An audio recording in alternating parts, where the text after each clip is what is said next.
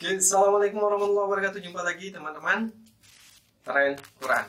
Jadi pada kesempatan kali ini kita akan bahas kembali soal tata cara mandi wajib yang sah dan benar, tapi spesifik soal seseorang yang tidak mandi wajib bertahun-tahun karena tidak tahu hukumnya.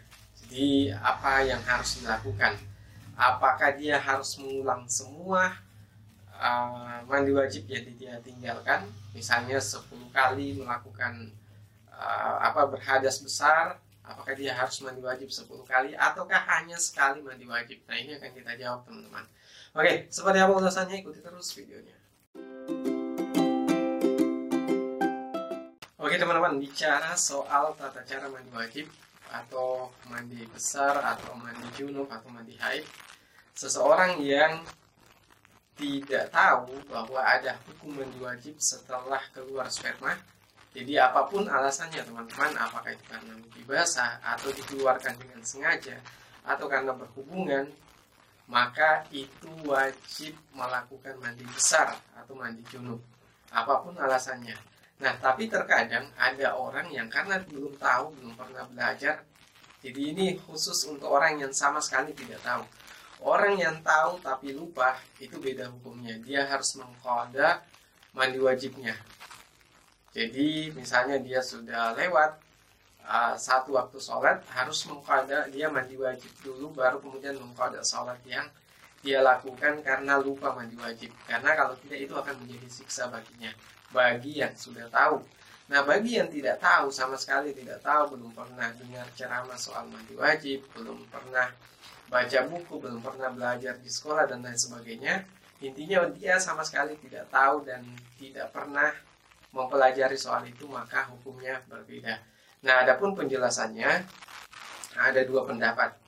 Jadi pendapat pertama menyebutkan bahwa kalau seseorang tidak tahu ada aturan mandi wajib, belum pernah belajar, maka dia wajib mengqada semua sholat yang ia lakukan karena sholat tanpa mandi wajib.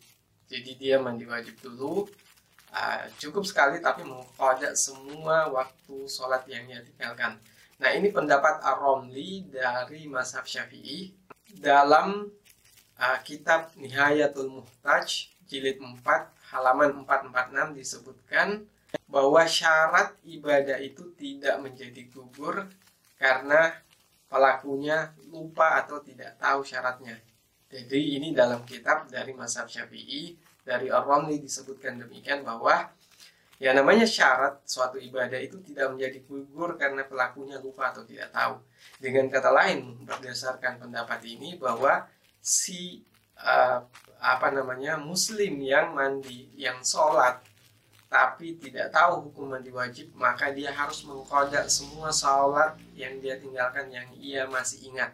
Jadi teman-teman, mungkin dalam hal ini kalau teman-teman tidak sanggup menyelesaikannya dalam sehari, menyicil setiap selesai sholat fardu, dicicil sholat yang dia tinggalkan, itu boleh dilakukan. Tapi ini satu pendapat teman-teman. Ada dua pendapat, tergantung teman-teman mau memilih pendapat yang mana. Pendapat yang kedua adalah dari Syekhul Islam. Syekhul Islam di sini adalah Ibnu Taimiyah. Beliau menyebutkan bahwa dia tidak wajib mengqada semua sholat yang ia tinggalkan karena berdasarkan dalil surah Al-Isra ayat 15. Jadi dalam ayat tersebut disebutkan wa ma kunna mu'adzibina hatta nab'atsa rasulan. Artinya bahwa orang yang tidak tahu hukum mandi wajib atau mandi junub itu dihukumi sama dengan orang yang belum mendengar dakwah dari Rasulullah, sehingga dia dihukumi sebagai seorang yang tidak tahu dan tidak wajib mengqada sholatnya. Dan khusus mandi wajibnya cukup dilakukan sekali saja. Ini pendapat dari Syekhul Islam, dalam hal ini adalah Ibnu Taimiyah. Kemudian Syekhul Islam melanjutkan bahwa pendapat yang terkuat dalam masalah ini adalah ada dua alasannya, bahwa Allah mengampuni semua kesalahan hambanya karena lupa atau tidak tahu. Jadi mungkin teman-teman bisa merujuk pada hadis Rufi'al qalam an salasin aninaimi hatta yastaikaz, sampai akhir hadis, bahwa Allah mengangkat pena Jadi pena itu diangkat dalam artian dosa seseorang tidak dicatat dalam 3 hal. Jadi orang yang tertidur sampai ia bangun, orang yang gila sampai ia sembuh, anak kecil sampai ia dewasa, dan orang yang lupa.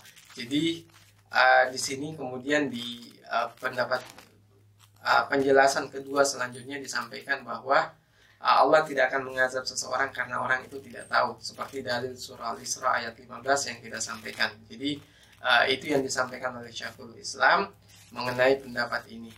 Selain itu ditambahkan oleh Syekhul Islam bahwa Ammar bin Yasir di masa Rasulullah itu tidak tahu cara membersihkan atau mandi junub pada saat tidak ada air, kemudian dia bergulung-gulung di pasir lalu kemudian sholat, dan Nabi tidak memerintahkan untuk mengqadha sholatnya pada waktu itu karena beliau tidak tahu hukumnya. Jadi sholatnya dianggap sah pada waktu itu. Demikian juga ada contoh pada saat Ramadan ada sahabat yang memahami salah satu ayat batas waktu makan sahur itu dengan melihat benang hitam dan benang putih sehingga melewati batas waktu sahur yang seharusnya. Ketika Nabi tahu, Nabi tidak memerintahkan untuk mengqadha sholat sahabat tersebut. Itu karena dia tidak tahu maksud dari ayat benang hitam dan benang putih dalam ayat tersebut. Jadi Nabi tidak memerintahkan untuk mengqadha puasanya waktu itu. Jadi menurut hemat saya dari dua pendapat ini, saya lebih cenderung kepada pendapat Syekhul Islam karena dari pendapat tersebut didukung dari banyak hadis dan banyak alasan-alasan yang logis. Di antaranya bahwa dalam surah Al-Isra, wa ma kunna mu'adzibina hatta nab'atsa rasulan, kami tidak menyiksa suatu kaum sampai kami mengutus seorang rasul. Jadi itu dalil kuat yang digunakan oleh Syekhul Islam. Oh iya. Dalil kuat yang digunakan oleh Syekhul Islam sehingga bagi saya pribadi tidak harus mengqadha sholat yang kita lakukan beberapa tahun yang lalu, beberapa bulan yang lalu, yang karena kita tidak tahu hukum mandi wajib. Tapi dengan syarat teman-teman betul-betul tidak tahu, bukan karena pura-pura tidak tahu. Jadi mungkin itu yang bisa saya sampaikan teman-teman. Kalau ada pertanyaan terkait ini silahkan komentar di bawah, dan kalau suka video ini silahkan share ke berbagai sosial media. Sekian dari saya, assalamualaikum warahmatullahi wabarakatuh.